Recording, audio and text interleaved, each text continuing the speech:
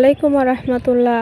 সত্যের দিশা চ্যানেলের পক্ষ থেকে সবাইকে আন্তরিক শুভেচ্ছা ও অভিনন্দন। আশা করি আল্লাহর অশেষ মেহেরবানিতে আপনারা সবাই ভালো আছেন। সুপ্রিয় দর্শক, আজকে আপনাদের সঙ্গে আলোচনা করব যেভাবে জিকির করলে পরিপূর্ণতা ও সওয়াব পাবেন মুমিন। জিকির করবেন কিভাবে? জিহ্বে কলবে স্মরণে নাকি অর্থ বুঝে জিকিরের পরিপূর্ণতায় বা আসে কিভাবে? না বুঝে জিকির করলে সওয়াব পাওয়া যাবে কি? সব সময় জিকির করার প্রসঙ্গে বিশ্বনবীর বক্তব্য বা কী ছিল? ইমাম বুখারী রাহমাতুল্লাহি আলাইহি আল্লাহ জিকিরের ফজিলত নামে একটি অধ্যায় হাদিসের বিখ্যাত গ্রন্থ বুখারীতে সংযোজন করেছে। এই জিকির দ্বারা কি উদ্দেশ্য তা বর্ণনা করে ইবনে হাজার আসকালিন বলেছেন, এই জিকির হলো ওই শব্দ বা বাক্য যা বললে সওয়াব পাওয়া যায়। এসব জিকিরের মধ্যে সুবহানাল্লাহ, আলহামদুলিল্লাহ, লা ইলাহা ইল্লাল্লাহ, আল্লাহু আকবার, লা হাওলা ওয়ালা কুওয়াতা ইল্লা বিল্লাহ, বিসমিল্লাহ, হাসবুনাল্লাহ, আস্তাগফিরুল্লাহ সহ দুনিয়া ও পরকালে কল্যাণ কামনায় যে কোনো দোয়া করাই জিকিরের শামিল। এছাড়াও নিয়মিত ফরজ নামাজ ও কাজ, কুরআন তেলাওয়াত, জ্ঞান অর্জন এবং নফল নামাজ আদায় করলেও জিকির হিসেবে গণ্য করা হয়। জিকির শুধুমাত্র মানুষের জিহাদ উচ্চারণের মাধ্যমেও হতে পারে, আবার জিহাদ উচ্চারণের সঙ্গে সঙ্গে অন্তরের স্মরণ বা উপলব্ধি সংযুক্ত হলে তা উত্তম ও পরিপূর্ণতা জিকিরে পরিণত হবে। অন্তরের স্মরণের সঙ্গে সঙ্গে যদি জিকিরের অর্থ উপলব্ধি করে মুমিন, তবে তা হবে আরও উত্তম এবং ফজিলতপূর্ণ। সুতরাং জিকির জিহাদ দ্বারা উচ্চারণ হোক আর অন্তরের স্মরণের সঙ্গে হোক কিংবা অর্থ উপলব্ধির মাধ্যমে হোক, সব ধরনের জিকিরই সওয়াব পাবে মুমিন। সওয়াব পাওয়ার জন্য অন্তরের সম্পর্ক ও অর্থের সম্পর্ক জরুরি নয়, তবে পরিপূর্ণ ও উত্তম জিকিরের জন্যই এসব প্রযোজ্য। এই কারণেই জগৎ বিশ্বে ইসলামী স্কলার ইমাম ফারুক রাদিয়াল্লাহু রাহমাতুল্লাহি আলাইহি জিকিরকে 3 ভাগে ভাগ করেছেন। মুখের জিকির, কোনো চিন্তা গবেষণা ছাড়াই জিহ্বা উচ্চারণে জিকির করা, সুবহানাল্লাহ, আলহামদুলিল্লাহ, লা ইলাহা ইল্লাল্লাহ, আল্লাহু আকবার, লা হাওলা ওয়ালা কুওয়াতা ইল্লা বিল্লাহ, বিসমিল্লাহ, হাসবুনাল্লাহ, আস্তাগফিরুল্লাহ, কুরআন তেলাওয়াত ইত্যাদি মুখে উচ্চারণ করা। কলবে জিকির, আল্লাহর জাত, সিফাত, গুণাবলী, বিধানবলী, আদেশ নিষেধ ইত্যাদি বিষয়গুলো নিয়ে চিন্তা ও গবেষণা করার মাধ্যমে অন্তর দিয়ে আল্লাহকে স্মরণ করা। অঙ্গ প্রত্যঙ্গের জিকির, সব সময় মানুষের প্রতি অঙ্গ প্রত্যঙ্গ আল্লাহ অনুগত্যরত থাকা বা পরিচালিত হওয়া, আর এই জন্যই নামাজকে কোরআনের জিকির বলা হয়। নামাজ মানুষের অঙ্গ প্রত্যঙ্গ আল্লাহর নির্দেশ পালনে জিকিরের রত থাকে। অনেকে আবার জিকিরের 7 ভাগে ভাগ করেছে। তা হলো চোখের জিকির, আল্লাহর ভয়ে চোখ দিয়ে প্রবাহিত হওয়া। কানের জিকির, মনোযোগ দিয়ে আল্লাহর কথা শোনা। মুখের জিকির, আল্লাহর প্রশংসা করা। হাতের জিকির, দান সাদকা ও কল্যাণ কাজ করা। দেহের জিকির, আল্লাহর বিধান পালন করা। কলবের জিকির, আল্লাহর ভয়ে ভীত হওয়া বা তাকওয়া অর্জন করা, আল্লাহর রহমতের আশা করা। আত্মার জিকির, আল্লাহর কর্তৃত্ব নির্ধারিত তাকদির ও ফয়সালার ওপর পরিপূর্ণ রাজি ও সন্তুষ্টি থাকা।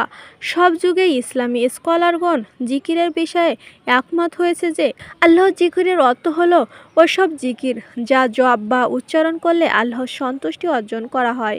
কুরআন তেলাওয়াত, নামাজ আদায়, তাসবিহ, তাহলিল, পিতামাতার জন্য দোয়া সহ কুরআন সুন্নাহ মানসুখ দোয়া ও আল্লাহর ফরজ বিধান পালন। এছাড়াও জিকিরে আলাদা আলাদা ফজিলত বর্ণনা রয়েছে। হাদিসে এসব ফজিলত বর্ণনার কারণ উঠে এসেছে।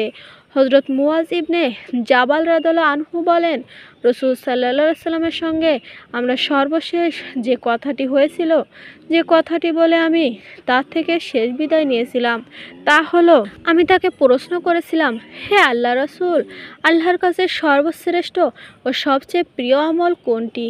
তিনি বলেছিলেন, আল্লাহর কাছে সবচেয়ে প্রিয় কাজ যে তুমি যখন মৃত্যুবরণ করবে তখন তোমার জিহ্বা আল্লাহর জিকিরে সিক্ত আর্দ্র থাকবে, অর্থাৎ সব সময় মুমিনের মুখে আল্লাহর জিকির চলতে থাকবে।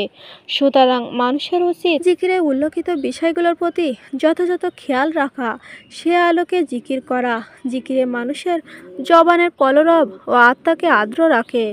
আল্লাহ তাআলা মুসলিম উম্মহকে সবসময় জিকিরের সঙ্গে জীবনযাপন করার তৌফিক দান করুক, দুনিয়া ও পরকালে যাবতীয় কল্যাণ ও রহমত দান করুক। সুপ্রিয় দর্শক, আরও একটি বিষয় নিয়ে আজকে আপনাদের সঙ্গে আলোচনা করব।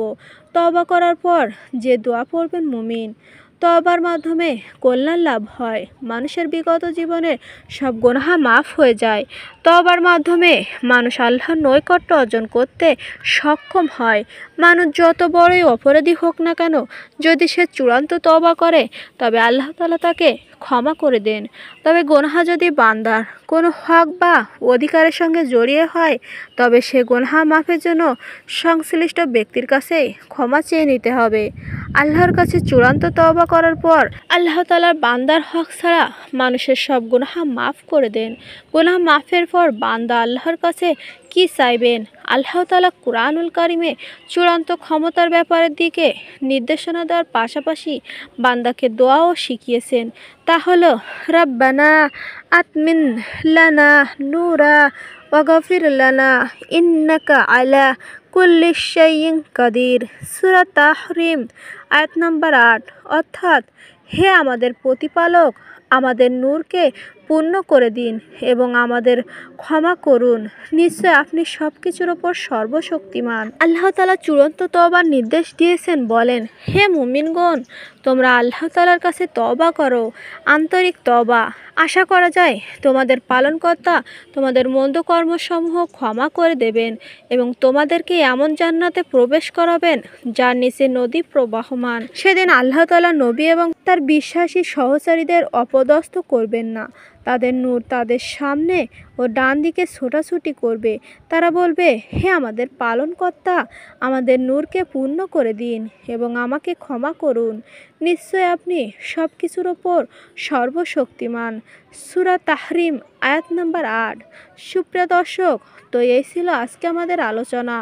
আল্লাহ তাআলা মুসলিম উম্মহকে চূড়ান্ত তওবা করার তৌফিক দান করুক। এ তাওবার মাধ্যমে দুনিয়ার সব পাপ থেকে নিজেকে মুক্ত করার তৌফিক দান করুক। দুনিয়ার সব পাপ থেকে নিজেকে মুক্ত করার তৌফিক দান করুক।